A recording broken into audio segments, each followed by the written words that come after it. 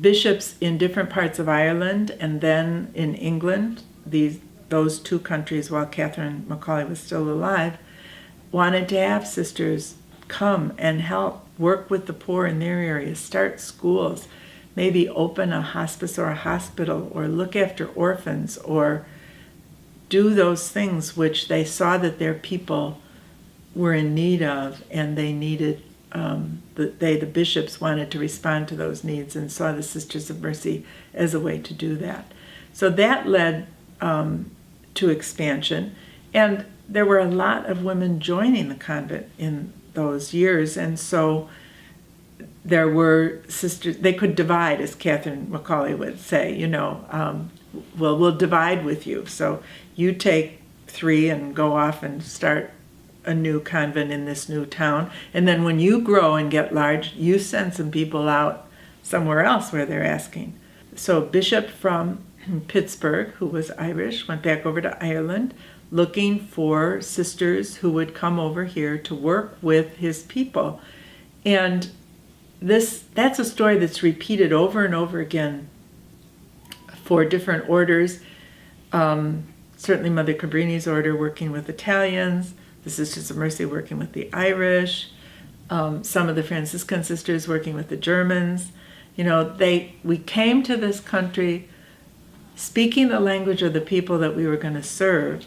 In the case of the Sisters of Mercy, the Irish spoke English, more or less. They might not think that we speak English today, but anyway.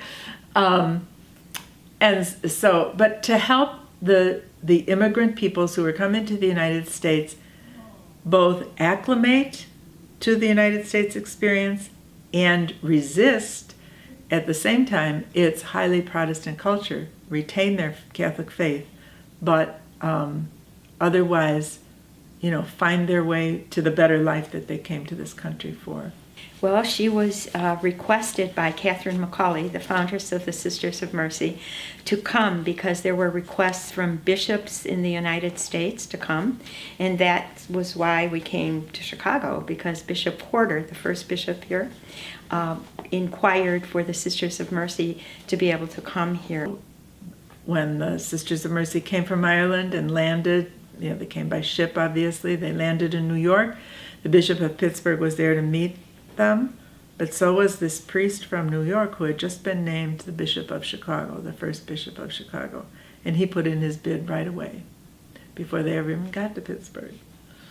And Francis Xavier Ward, of course, said, "In time, Father, in time." And they came to Chicago 3 years later. She's seeing there are people who need education. She sees that there are people who need shelter, who need food, clothing, what have you. And she and her sisters are trying to be with those people. And so in some ways, if you think about how sisters today want to be with the poor, be with those who are experiencing injustice, that's very much in the same mindset, I think. We have a very interesting history because there were 5 sisters who were brought here by Francis Ward, and they were all under the age of 24.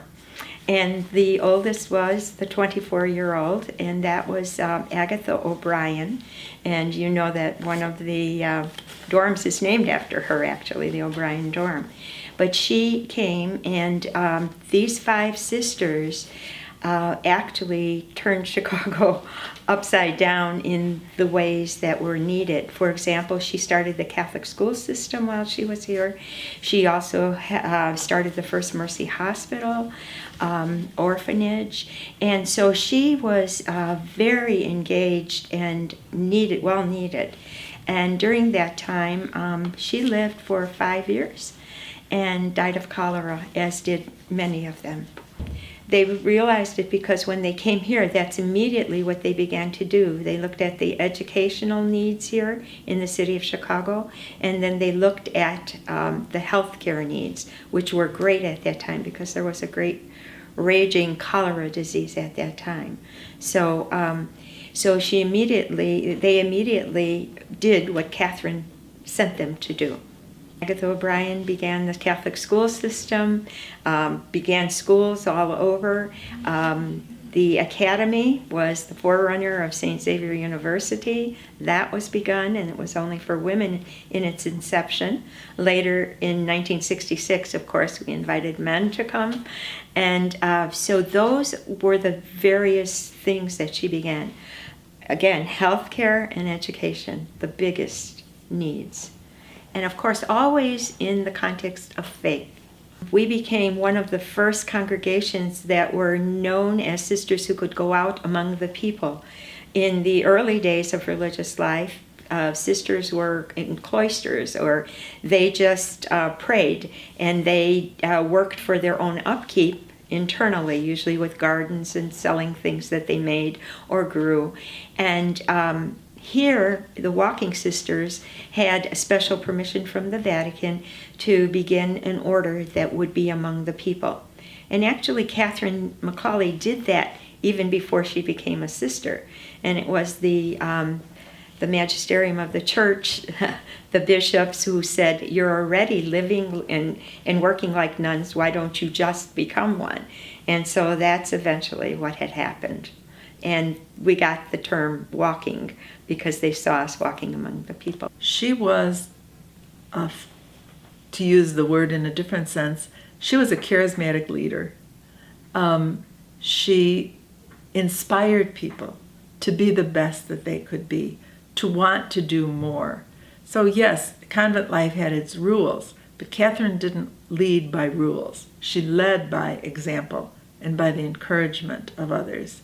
And I think that that's a gift that also helped draw women to the congregation and inspire their dispersal to other parts of the world.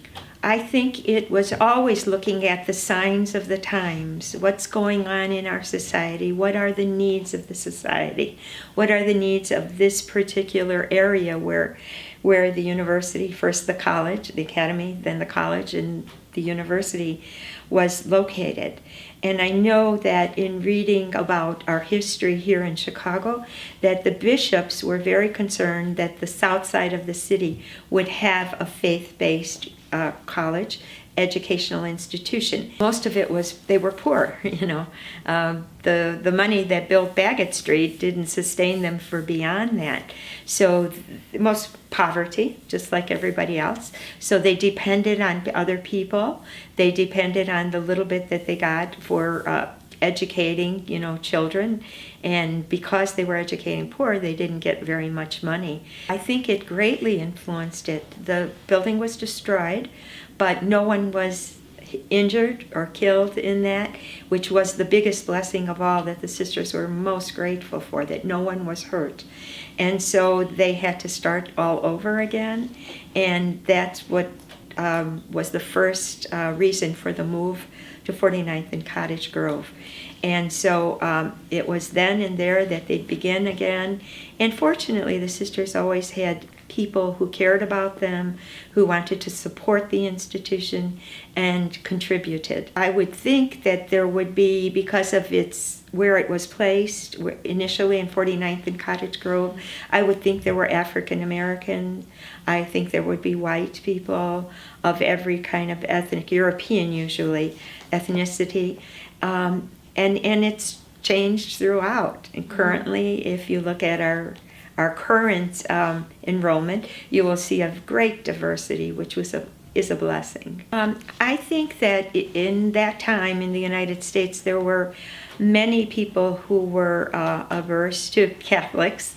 They were not happy with Catholics because it was a largely Protestant.